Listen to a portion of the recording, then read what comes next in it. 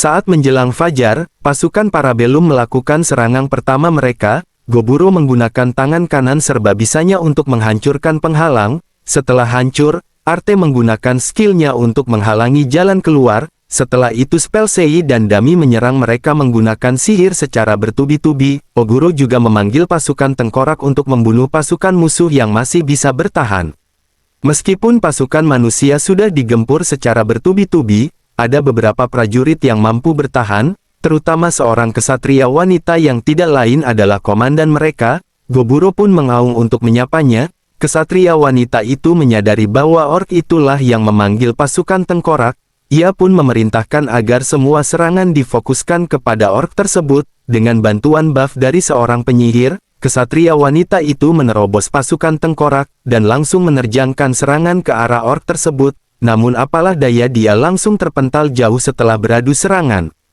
Perang ini bisa dibilang tidak seimbang, terutama skill mata iblis milik Dami yang bisa menghipnotis pasukan musuh untuk saling membunuh, sedangkan Oguro masih bermain-main dengan kesatria wanita itu. Namun seorang penyihir di pihak musuh sudah merapal mantra sihir tingkat S. Setelah sihir itu dilepaskan, Oguro bukannya menghindar malah menerima sihir itu. Dengan menggunakan 3 lapis pelindung, Oguro dapat memblokir sihir tersebut. Setelah berhasil memenangkan perang, Oguro meminta musuh yang masih hidup ditangkap. Oguro memakan manusia yang menurutnya memiliki skill khusus, sehingga ia mendapatkan banyak sekali skill-skill baru.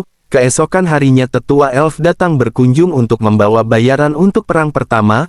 Mereka pun bersama-sama merayakan kemenangan pertama mereka. Di malam harinya Goburo pun melakukan hal yang harus dilakukan kepada tawanan wanita. Keesokan harinya setelah mereka jinak, Oguro melakukan interogasi untuk mendapatkan informasi dari mereka tentang pergerakan pasukan manusia. Setelah mendapatkan informasi yang dibutuhkan, Oguro pun berbagi informasi kepada tetua elf. Oguro mengatakan bahwa ada beberapa jalur yang digunakan pasukan musuh untuk menyerang desa elf. Beberapa hari kemudian, pasukan Oguro melakukan penyergapan terhadap pasukan utama musuh.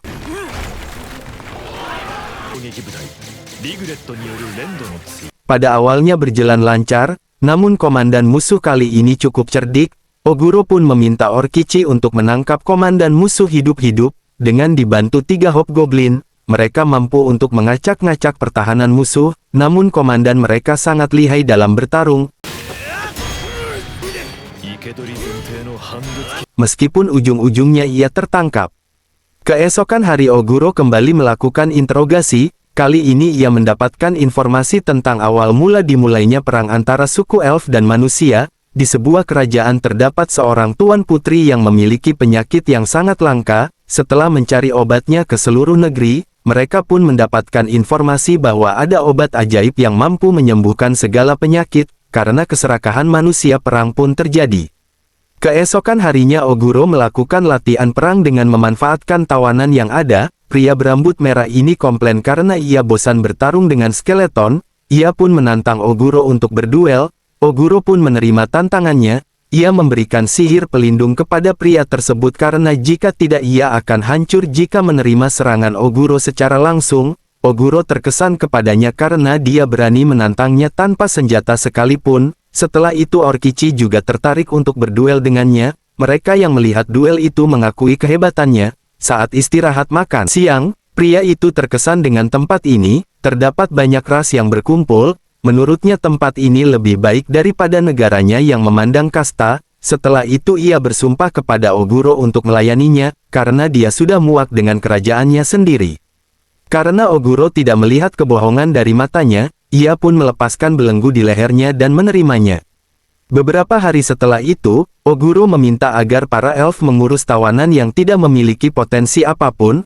Oguro juga bertanya tentang obat yang dicari oleh mereka. Tetua elf memberitahu bahwa obat itu sudah ia berikan padanya. Oguro terkejut kenapa ia sampai memberikan obat itu kepadanya. Tetua menjelaskan bahwa mereka dilarang untuk memberikan obat itu kepada ras manusia. Namun tidak ada larangan untuk memberikan obat itu kepada orc yang telah menyelamatkan putrinya. Setelah Oguro meminum obat itu, efek yang ditimbulkan sangat luar biasa. Bahkan dengan 1 tetes darah, Oguro mampu menyembuhkan prajurit yang terluka parah.